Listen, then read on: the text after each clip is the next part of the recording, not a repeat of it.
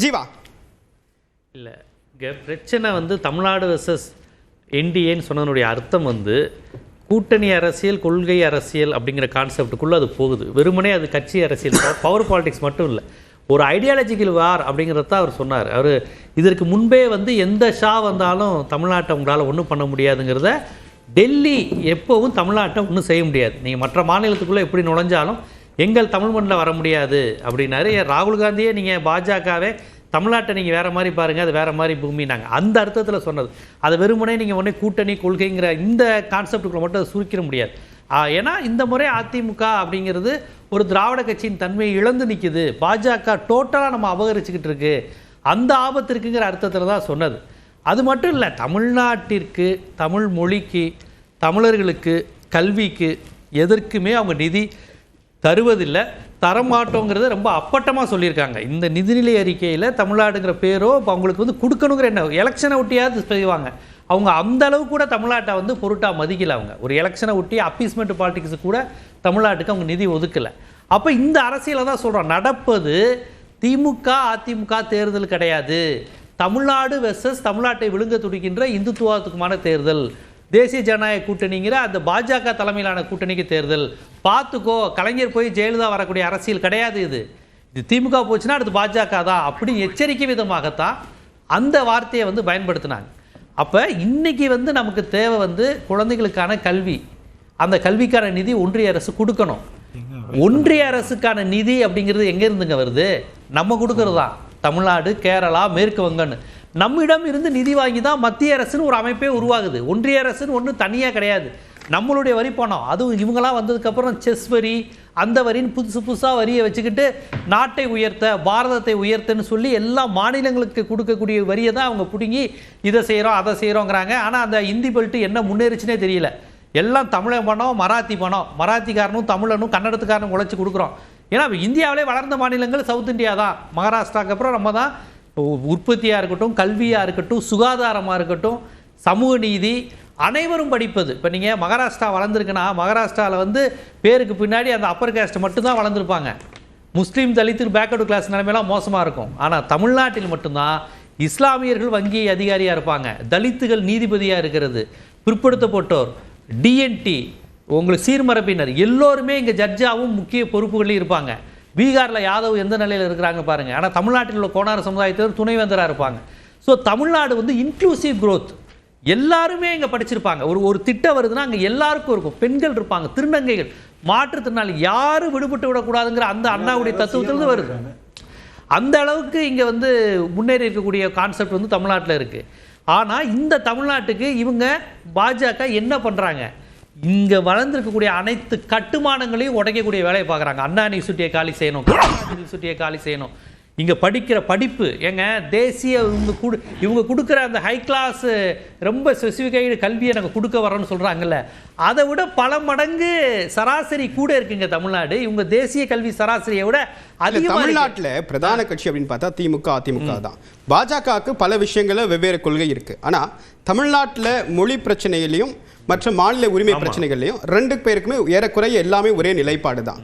So கூட்டணி வச்சதுனாலேயே இது எல்லாம் காணாமல் போயிடும். கடந்த காலத்தில் அதிமுக ஆட்சியில் பல சட்டங்களை, குறிப்பாக மோட்டார் வாகன சட்டம், நீட், இந்த மாதிரியான பல விஷயங்களை அதிமுக எதிர்த்திருக்கு, அதை இம்ப்ளிமெண்ட் ஆகிறத தடுத்து நிறுத்தியிருக்காங்க. அப்படி இருக்கும்போது கூட்டணி வைக்கிறது மூலமாகவே அதிமுகவை அந்த அடையாளத்துக்குள்ள சுருக்கிட முடியுமா? கண்டிப்பாக அப்படி சுருக்கிட முடியாது. அதிமுகவும் பாஜகவோட கூட்டணி வச்சிருக்கு, திமுகவும் கூட்டணி வச்சிருக்கு. ஏன் பாசதமரம் கூட பாஜகவோட கூட்டணி வச்சிருக்கிறார். அதாவது கூட்டணி வைக்கிறதுனாலே அப்படி பார்க்கக்கூடிய பார்வை கிடையாது. சங்கராச்சாரியாரை கைது சொன்னதுக்கப்புறம் அத்வானி ஃபோனை எடுத்து கீழே வைன்னு சொன்ன ஜெயலலிதா தலைமையிலான அதிமுக இப்போ இல்லைங்க. நீ எந்த மதம் கேட்டபோது அந்த இடத்துல இந்துன்னு போடாமல் திராவிடன் போடுன்னு சொன்ன எம்ஜிஆருடைய ஆட்சி இப்போ இல்லைங்க. அந்த அதிமுக வேற, அந்த அதிமுகவோட திமுக சண்டைங்கிறது வேற. என் மதம் எதுன்னு கேட்டால் திராவிடன்னு சொன்னார், உன் கொள்கை என்னன்னு கேட்டால் திமுகவுடைய மொழி கொள்கை தான் என் கொள்கைன்னு சொன்னார், ஈழம் தமிழீழம் கிடைக்கிறதா என் லட்சியம்னு சொன்னார். இப்படி முழுக்க முழுக்க திராவிட இயக்க கொள்கைகளுடன் தான் எம்ஜிஆர் ஜெயலலிதா இருந்தது. இத்தனைக்கு ஜெயலலிதா வந்ததுக்கப்புறம் திராவிட அழிஞ்சிச்சுன்னு நினச்சாங்க. பார்த்தா வந்தவுடனே 69% இடஒதுக்கீடு பாதுகாத்தாங்க. அது வரையும் காமராஜர், கலைஞர் எல்லாரும் கொடுத்த அந்த 69% பிரச்சனை வந்தப்ப பாதுகாத்தாங்க. அந்த அதிமுகவை திமுக விமர்சனம் பண்ணது வேற, பத்திரிகையாளர்கள் பார்த்தது வேற. அது வேறு விதமான நிர்வாக சிக்கல் சார்ந்து மாறி மாறி டெஸ்மா கொண்டு வந்தாங்க, அது கொண்டு வந்தாங்க, அரசு பண்ணி, இந்த மாதிரி விமர்சனம் இருக்கும். ஆனால் தமிழ்நாடே போகுதே, சமூக நீதியே போகுதே, இடஒதுக்கீடே போகுதே, சமஸ்கிருதம் திணிக்கப்படுதே, பள்ளிக்கூடங்கள் மூடுதே, நிதி வழங்கப்படலைங்கிறது அப்படி கவலைப்படல. அதனால தான் ஸ்டாலின் அவர்கள் ரொம்ப தெளிவாக சொல்றாங்க, இது திமுக பிரச்சனை இல்லை, அந்த வழக்கமான தேர்தல் இல்லை, இது போச்சுன்னா பாஜக வந்துடும். அங்கே சிண்டே வந்ததை பார்த்தீங்களா, அஸ்ஸாமில் என்ன நடந்துச்சுன்னு பார்த்தீங்களா, எல்லாமே நடந்து. ஏன் ஆந்திராவில் என்ன நடக்குதுன்னு பார்த்தீங்களா, பவன் கல்யாண் ஒருத்தரை வச்சுக்கிட்டு சந்திரபாபு நாயுடுவே காலி பண்ணக்கூடிய வேலைலாம் நடந்துகிட்டு இருக்கு. ஸோ இதையெல்லாம் வச்சு தான் அந்த வார்த்தைக்கு முன்னாடி இப்படி ஒரு ஐடியாலஜிக்கல் இது இருக்கு. அதனால தான் இதை வெறுமனே வந்து நீங்க அதிமுக பாஜக கூட்டணி இல்லை, மோடி வந்துட்டு போனார் இல்லைங்க, 3/4 மணி நேரம் பேசினாரு, அதிமுகங்கிற பேரே சொல்லலை. நீங்க ஏதோ எடப்பாடி தான் சிஎம்னு சொல்லிக்கிட்டு இருக்கீங்க, பேரே சொல்ல மாட்டேங்கிறாரு. அதை நான் ஒரு தமிழ்நாட்டு பத்திரிகையாளனா எங்களுக்கு கோவம் வருது. அது எப்படி அதிமுகங்கிற ஒரு பெரிய கட்சி அது பேரை சொல்ல மாட்டேங்கிறாங்க. அப்புறம் அண்ணன் அக்னீஸ்வரனுக்கு ரொம்ப பாராட்டு தெரிவிச்சுக்கிறேன். குருமூர்த்திர பொலிட்டிக்கல் புரோக்கர்ங்கிற வார்த்தையை பயன்படுத்தினார்.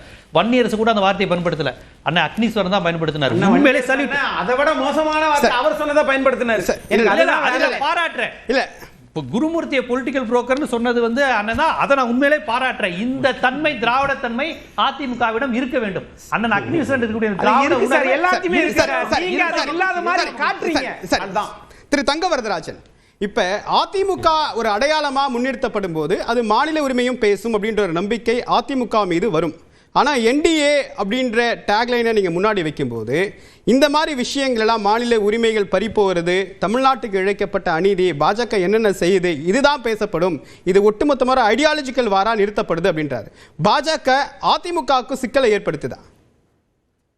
அதாவது இதெல்லாம் தேவப்பிரியன், இது வந்து துரிபிடித்த ஆயுதம் இந்த மொழியை வைத்து. ஏன்னா எல்லா துறையிலும் தோல்வி அரசாங்கத்துக்கு ஒரு வழியே இல்லை.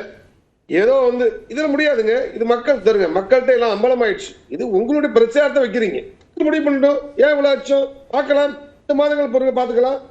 ஆனால் துருபிடித்த ஆயுதம் தோல்வி போனது ஒன்று. இன்னொன்று சொன்னீர்கள், தயவுசெய்து மரியாதைக்குரிய ஒரு ஆசிரியர் திரு குருமூர்த்தி அவர்கள் தேச நலன் கருதி நீண்ட காலமாக எனக்கு 32 ஆண்டுகளாக நான் துக்ளக்குடைய நானும் வாசகர். அதனால தயவுசெய்து எவர் பேசினாலும் சரி, திரு குருமூர்த்தி அவர்களுடைய தன்னுடைய சொந்த கருத்தை துக்ளக் அவர்களா இருக்கலாம், ஜெயலலிதா மீது பாராட்டியது உண்டு, விமர்சனம் பண்ணது உண்டு. அது போல திரு குருமூர்த்தி அவர்களும் எல்லாரும் பாராட்டு விமர்சனம் உண்டு. தயவுசெய்து அவர் மீது அவதூறு பரப்பினால் இது கண்டனத்துக்குரியது. இது பாஜக என்னுடைய கருத்தை பதிவு பண்றாங்க. இப்ப சொல்றாரு நண்பர் வந்து ஜீவா சொல்றார் வந்து இல்ல அதிமுகவே கடந்த காலையில் ரிட்டாலியேட் பண்ணிருக்காங்க, அவங்களே கடும் விமர்சனத்தை முன் வச்சிருக்காங்க. சரி, நம்ம தலைப்புக்கு வந்துடலாம். அது அவங்களுடைய பார்வையா இருக்கலாம் சார். அதான் சொல்றேன், இல்ல நீங்க அதிமுக கட்சியோட ஸ்போக்ஸ்பர்சன் ஜெயக்குமார் தான் நீங்க பேசினாரு. மீது ஒரு எழுத்தாளரை சிறுமைப்படுத்துவது வந்து நாங்க வந்து ஏற்றுக்கொள்ள முடியாது. உண்டு. சரி தலைப்புக்கு வந்துருங்க. இல்ல தலைப்புக்கு வந்துருங்க. இல்ல டைவர்ட் ஆக வேண்டாம். இல்ல ஜீவா டைவர்ட் ஆயிட வேண்டாம். தலைப்புக்கு வந்துருங்க. எல்லாரும் பேசுறப்ப அமைதியா இருந்தது. இல்ல அவர் பேச அவர்கள் ரத்தம் இல்ல உங்களுக்கு